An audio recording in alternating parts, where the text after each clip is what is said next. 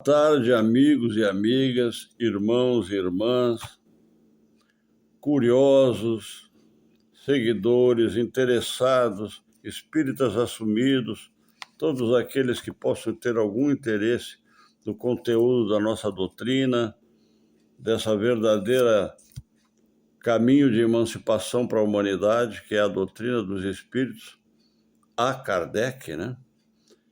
A Allan Kardec. Nós fazemos sempre, todas as semanas, uma breve exposição do Livro dos Espíritos e outra semana o Evangelho. Essa semana caímos aqui no Livro dos Espíritos e estamos com o tema da prece, é de suma importância, né? Capítulo 2, Lei da Adoração. Então, qual o papel da prece, né? Antes mesmo, porque eu já li, a pergunta agora entraremos na 663, eu já li várias perguntas sobre a prece. Então, eu pediria que vocês entrassem nesse capítulo 2 lá, no tema da prece, para relerem essas perguntas, porque já foram comentadas, né? Então, a prece é uma fórmula, é um caminho de absoluta importância para aquela pessoa que tem fé no coração. Só ora, só reza, só conversa com Deus e com a espiritualidade aquele que tem as portas abertas para essa verdade, né? E tem um papel incrível na nossa vida. É um medicamento, é um fax com Deus, é uma possibilidade de comunicação muito grande. É uma demonstração de grandeza da alma, de humildade, de reconhecer nossa pequenez aqui, né? O muito orgulhoso não ora, não reza, né? Ele não tem essa necessidade que lhe faz tanta falta e ele nem sabe. Então vamos aqui, ó. Aqui nós já tivemos a pergunta que falava sobre a prece agradável a Deus. Já tivemos a pergunta: qual é o caráter geral da prece? A prece torna o homem melhor e assim vai. Mas então eu vou aqui para 660. Claro que a prece torna o homem melhor. Quando não é uma prece fanática também, né? Que às vezes o sujeito balbucia palavras, fica orando horas e horas e não demonstra uma natureza de profundidade, de honestidade Bom, a intensidade de uma prece depende de cada um. Então vamos à pergunta 663. A prece que fazemos por nós mesmos pode mudar a natureza de nossas provas e desviar-lhe o curso? Isto é, nós temos provações, às vezes, acentuadas, graves, doenças, e com a prece, pobreza, abandono, tantos outros sofrimentos que tem na Terra. É possível? Eu acho que a prece só tende a nos trazer resistência, força, coragem e, provavelmente, dependendo da intensidade da nossa prece, ela funcione. Mas vamos ver aqui, um textozinho grande, eu vou ler todo, tá, pessoal? Porque fala em mudar o rumo das nossas provações através da prece. É a primeira coisa que temos que fazer, né? Vossas provas estão entre as mãos de Deus e as que devem ser suportadas até o fim, tá? Mas então, Deus tem sempre em conta a resignação. Quer dizer, se tu é revoltado, não te resigna, não aceita, não ajuda, pessoal. Deus tem em conta a resignação na hora de aliviar essa aprovação, porque a aprovação, fomos nós mesmos que plantamos, é uma árvore espinhosa que dá maus frutos pelo tipo de semente que nós plantamos, né? Vidas passadas, até nessa mesma, fizemos péssimas escolhas, prejudicamos, somos egoístas, violentos com o próximo, depois temos sofrimentos em nosso caminho, criamos maus os filhos, E aí, essas provações, mas se nós estivermos sofrendo e não nos revoltarmos contra Deus, isso é muito importante. A prece chama para vós os bons espíritos, que vos dão força para suportá-las com coragem. E elas vos parecem menos duras. Já o dissemos, a prece não é jamais inútil, quando ela é bem feita, porque fortalece e já um grande resultado, trazer forças para continuarmos a nossa vida, nossa caminhada na Terra. Ajuda-te e os céus te ajudará. Sabe isso? Aliás, Deus não pode mudar a ordem da natureza ao capricho de cada um, porque aquilo que é um grande mal sob vosso ponto de vista mesquinho é a vossa vida efêmera e a vossa vida caprichos e vida efêmera é frequentemente um grande bem na ordem geral do universo. Porque o que transforma o homem mesmo, muito aprendimento, com certo sofrimento, nós aprendemos quilômetros na frente, quando estamos na bonância, na abundância, na alegria, na riqueza. Aí nós nos tornamos mais fúteis até, né? Menos interessados nas coisas de Deus e da vida, desenvolver os sentimentos amorosos de piedade, compaixão, de perdão. Tem que estar. A verdade é que nós temos que ter o cutuco de certos desconforto para nos tornar mais humanos e aprender. Então, por isso, nem todo sofrimento tem que ser banido, porque a Terra é uma escola mesmo, onde nós temos que ter algum resultado. Porque se nós quiséssemos aprender sem dor, poderíamos, mas as nossas opções não foram essas. Né? Depois, quantos males não há de que o homem é o próprio autor, por sua imprevidência ou por suas faltas? Ele é punido pelo que pecou, pelo que errou. Entretanto, os pedidos justos são mais frequentemente atendidos como não pensais. Nossos pedidos justos, bons, adequados, que às vezes nem é só para nós, é para a família, para alguém, são atendidos por Deus, sim.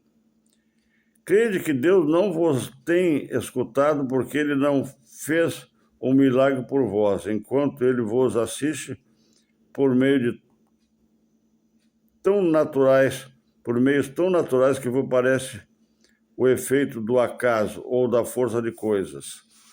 Às vezes você tem melhorias e não atribui a Deus, né? Acha que é o acaso. Poxa, que sorte que eu tive. É impressionante, as pessoas recebem coisas boas e dizem que é sorte, né? Sempre é sorte. E aí não foi sorte.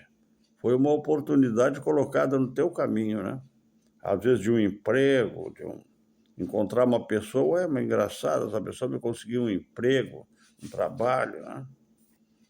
Frequentemente, ou mais frequentemente mesmo, ele vos suscita o pensamento necessário para vos tirar da confusão. Porque o sofrimento é uma confusão, né? Às vezes é até um mal entendido nosso, achando que não dá para viver daquele jeito, e você, quando vê, se adapta, tira de letra, como se diz por aí na piada, né? Vai levando a vida e nos suscita, Deus, pensamentos necessários para compreender a situação. Ai, mas Deus não me atendeu. Não, mas Ele botou dentro da minha cabeça. Ele mandou anjos iluminados, espíritos de luz, nos soprarem aquilo, né? Para nos tirar do estado de confusão, que sofrimento é sempre uma confusão, né, pessoal? É algo desorganizado dentro da nossa cabeça, na nossa vida desorganizada também. Vamos ler mais uma. São perguntas curtas, mas com respostas longas e muito meditativas, né? Aonde entra o papel de Deus, onde entra o nosso próprio papel, né? 600, através da prece nós mudamos isso, né? 664. É útil orar pelos mortos, pelos espíritos sofredores, e nesse caso, como nossas preces podem proporcionar-lhes alívio e abreviar-lhes sofrimentos?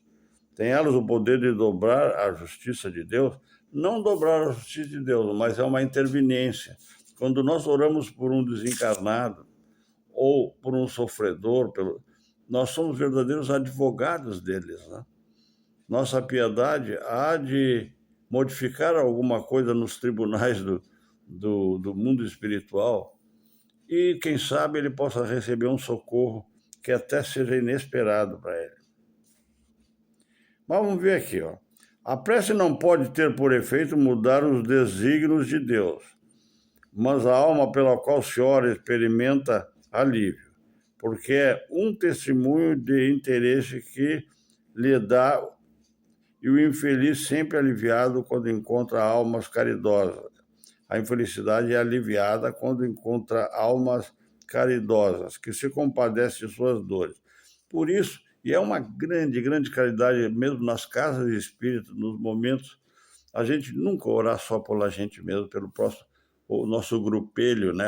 Eu digo isso porque é quase um egoísmo eu orar pelos meus filhos, pela minha família e por fulano de tal, mas o resto da humanidade não dá para mim botar umas palavrinhas, os sofredores que são tantos, a intervinência, jogar palavras de luz no éter para se somar a tantos outros pensamentos de luz, de bondade, de caridade, para mudar a face desse mundo também, né?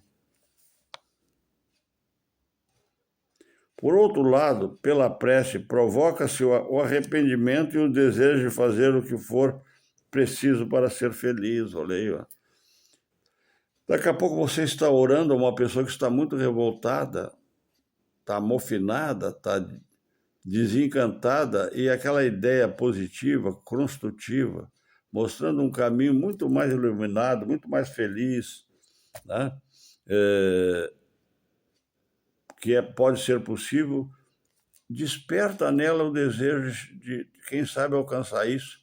E se ela compreendesse como compreendemos nós, o Espiritismo, que há muitas vidas, que ela, nem que seja na próxima vida, ela se prepare um ambiente muito melhor para ela. É nesse caso que se pode abreviar sua pena. Se por um turno ele ajuda com sua boa vontade, por seu turno ele ajuda com sua boa vontade. Esse desejo de melhorar-se, excitado pela prece, ativado pela prece, eu estou infeliz, às vezes uma imagem assim do cara sentado na porta de uma igreja, ali um sofredor pedindo uma moedinha, e daqui a pouco você se agacha, diz umas palavras, convida ele para fazer uma prece, ou coisas extraordinárias podem acontecer na vida daquele indivíduo, né? Então, ativado pela prece, atrai antes de espíritos sofredores, né? A melhorar-se. Espíritos melhores que vêm esclarecê-lo, consolá-lo e dar-lhe a esperança. Porque a esperança é uma palavra fundamental, ela é uma das 3 palavras mais fortes da nossa doutrina. Fé, esperança, é o que temos que espalhar com atitudes e palavras, e caridade na nossa cabeça como meta, né? Não posso me perder aqui, eu meio que me... Onde é que eu fiquei aqui, meu Deus?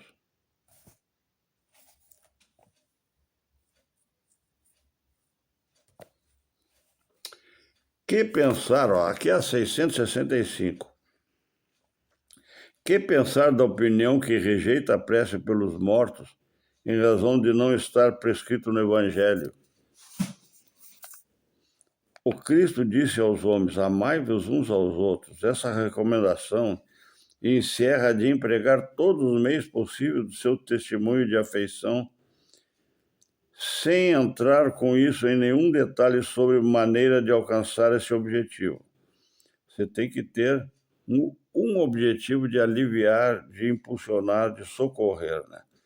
Se é verdade que nada pode impedir o Criador de aplicar a justiça, porque Deus permite que a gente sofra, né?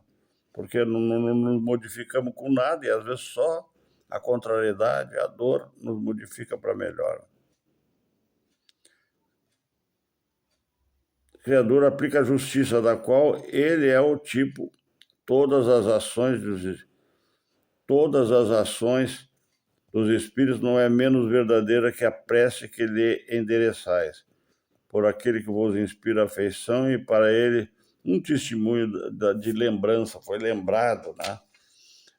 A prece tem um papel, talvez, a lo largo, até melhor que um dinheiro, né? Você dá um dinheiro, o sujeito gasta, consome, mas a prece há de ficar como semente, trazendo esclarecimento, né?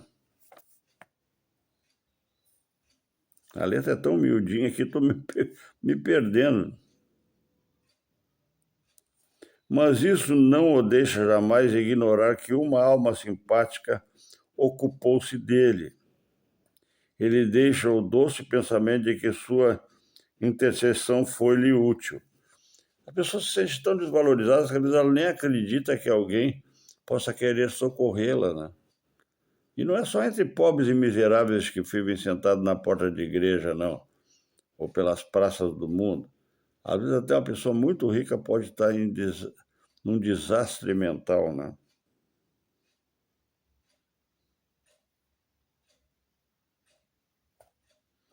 Resulta necessariamente de sua parte um sentimento de reconhecimento e de afeição por aquele que lhe deu essa prova de amizade ou de piedade. Quer dizer, aquele sofredor tão infeliz começa a ter sentimentos iluminados, gloriosos, saudáveis, que alimentam sua alma, né? De reconhecimento, de gratidão. Aquele que, pomba, esse cara gastou seu tempo, suas palavras comigo, né?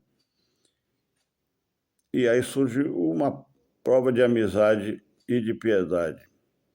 Por conseguinte, o amor que o Cristo recomendou ao homem não faz senão aproximá-los entre si.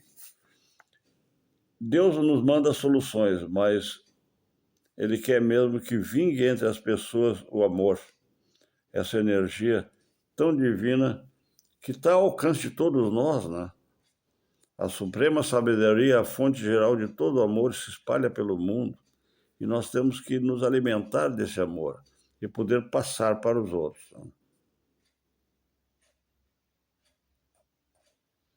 Portanto, os dois obedecem à lei do amor, o que o ajuda e o que recebe, e a união de todos os seres, a lei divina que deve conduzir à unidade, objetivo e finalidade do espírito. E agora a última perguntinha aqui. Pode-se orar aos espíritos? Pode orar aos bons espíritos como sendo mensageiros de Deus e os executores de sua vontade, mas seu poder está em razão de sua superioridade, depende sempre do Senhor e de todas as coisas, sem cuja permissão nada se faz. Por isso a prece que lhes endereça não são eficazes se não forem agradáveis a Deus. As coisas todas passam por Deus primeiro, né? É Ele que traz o consentimento. Mas a ligação entre as pessoas também pode acontecer através da lei do amor, que é a própria lei mais poderosa de Deus, né? A energia construtiva do amor. Bem, meus amigos, o tema, em certo momento eu dei umas tropeçadinhas aqui, mas eu peço desculpa, vocês leiam também, porque a letra é muito miudinha, esse meu livro dos Espíritos, de vez em quando, tem trechos que a letra é muito miudinha. Assim que então vamos encerrando, certo? E com isso nós vamos fazer a nossa prece à Nossa Senhora, que sempre faço, um breve momento de gratidão e de pedido de ajuda e socorro. Eu não posso entender como alguém pode passar 24 horas sem fazer uma prece. 24 horas eu faço várias preces, meu Deus. Às vezes nós estamos em prece até só na atitude, né? Positivista, de concórdia, de amor. Aí até os pássaros vêm pousar no teu pátio, como aconteceu ainda agora aqui em casa. Uma linda pomba pousada ali numa cadeira. Mas não é nenhum milagre, não. Ela vem aí mesmo. Bom, então vamos falar com a Nossa Senhora? Vamos.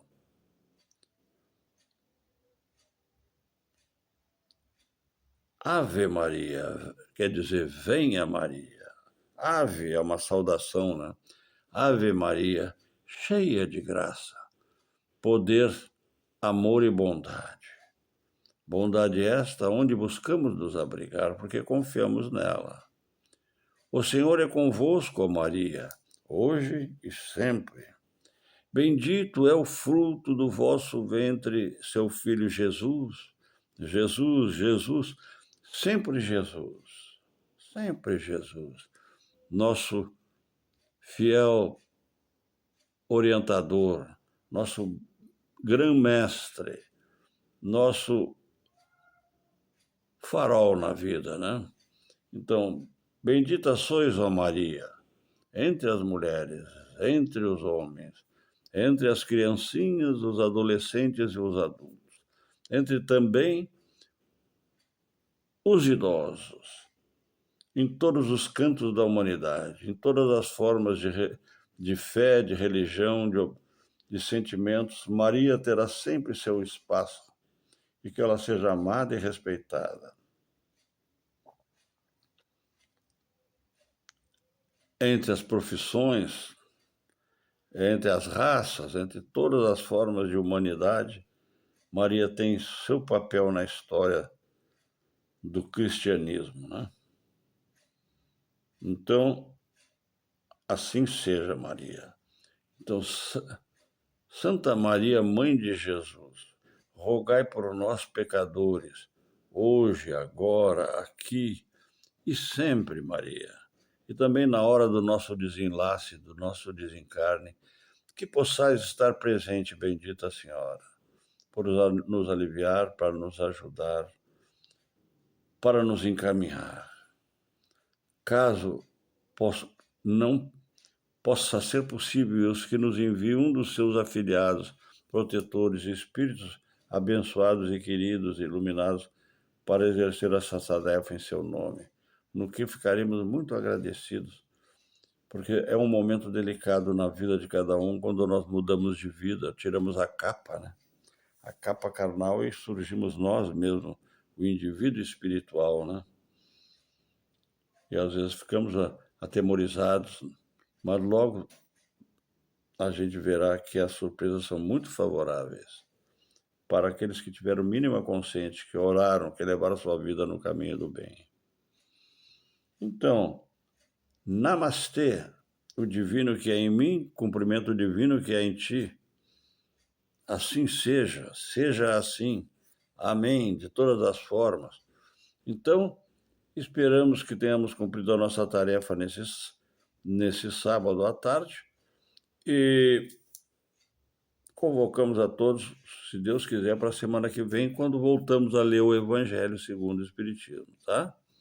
Tchau, queridos. Tenham uma boa semana todos.